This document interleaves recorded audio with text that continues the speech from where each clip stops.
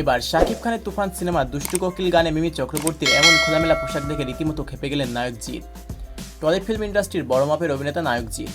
মিমি চক্রবর্তীর সাথে নায়ক জিতের খুব ভালো সম্পর্ক রয়েছে, কিন্তু এবার হলে মিমির নতুন সিনেমা তুফান দেখতে এসে মিমির এমন খোলামেলা পোশাক দেখে কঠোর সমালোচনা করলেন নায়ক জিৎ বলেন, আমিও টলি ফিল্ম ইন্ডাস্ট্রির একজন অভিনেতা, আমিও অনেক ভালো ভালো সিনেমাতে অভিনয় করেছি, আমাদের সাথে অনেক অভিনেত্রী অভিনয় করেছে, কিন্তু মিমির মতো এমন পোশাক কেউ পরেনি। তারা অভিনয় থেকে নিজের সম্মানকে বড় মনে করেছে। তিনি বলেন, আমি কাউকে নিয়ে মন্তব্য করি না, কিন্তু মিমি চক্রবর্তীর এমন পোশাক দেখে আমাকে তার বিরুদ্ধে কথা বলতেই হচ্ছে। নায়ক জিৎ বলেন, মিমি এটা পারলো কিভাবে এমন পোশাকে অভিনয় করতে। তিনি বলেন, মিমি তার সমস্ত সীমা পার করে ফেলেছে। মিমির বোঝা উচিত ছিল এমন পোশাকে অভিনয় করলে দর্শক তাকে কোন চোখে দেখবে। নায়ক জিৎ বলেন, মিমির উচিত ছিল এমন পোশাক পরার আগে অন্তত একবার নিজের মান সম্মানের কথা চিন্তা করা।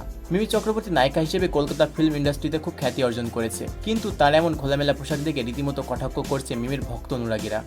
নায়ক জিৎ বলেন, এমন খোলামেলা পোশাকে নিজেকে উপস্থাপন করা খুবই লজ্জাজনক ব্যাপার। মিমির জন্য আমাদের টলি ফিল্ম ইন্ডাস্ট্রির সকল নায়িকাদের কটাক্ষের শিকার হতে হবে।